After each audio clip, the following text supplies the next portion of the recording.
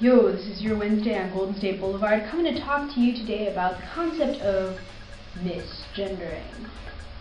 Now, misgendering implies that a person has called you outside of the gender that you identify as. So for example, if you identify as a guy and somebody calls you a girl, you've been misgendered by them. Misgendering is very much a prominent bone of contention in the trans community, although it does pop up in other places, and you have guys with long hair who from the back people think are women, and they might say, "Oh, excuse me, ma'am," and then he'll turn around and she'll say, or whoever said it will be like, "Oh, I'm sorry, dude, I didn't realize you were a guy," or vice versa. It happens both ways. But in the trans community, it's particularly a prevalent issue because there is, of course, the passing factor.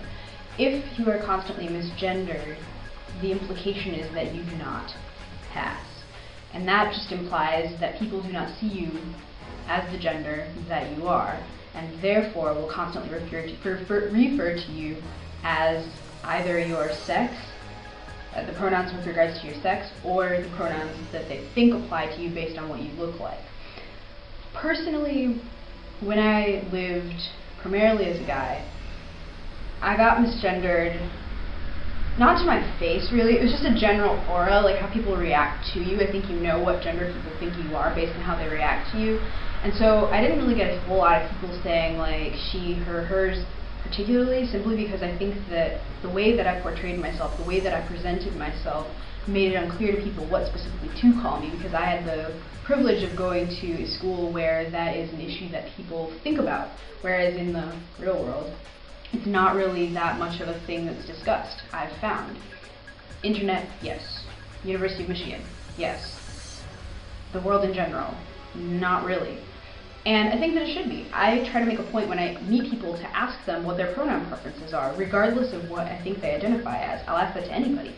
And it's funny too, because a lot of times people who, I don't want to say have lived sheltered lives, because as I said, I think this is mostly just a prominent topic within the trans community, within the online community, within the gay community. But people who've never heard of that before, they really get freaked out by that question. I think they think that you're questioning their gender identity, which I think for people who've never been exposed to that before is probably a good thing. You know, and it also gives them an opportunity to think about it, like, shit, what pronouns do I want to use, yeah?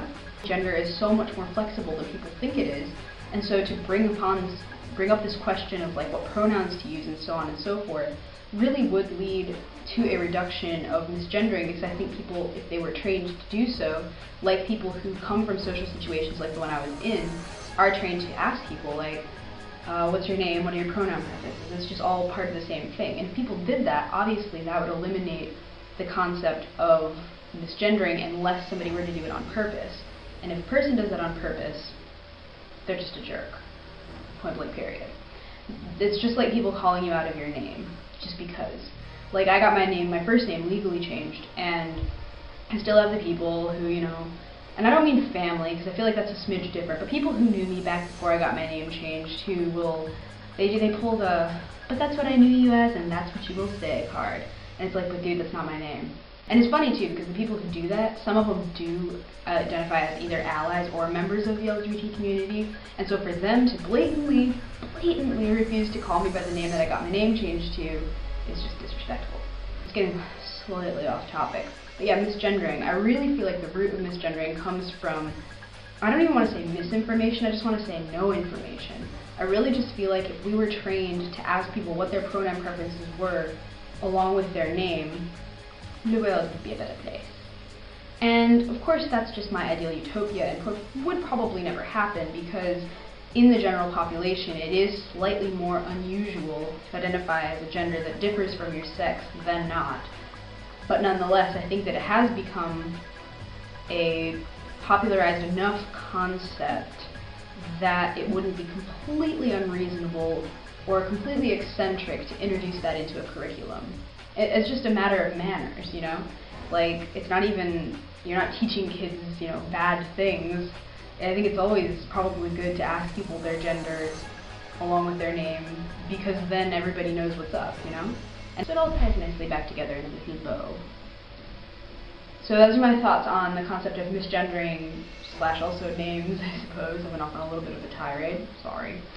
And I will check you guys again next Wednesday. And until I see you then, stay safe, stay happy, stay strong, take care.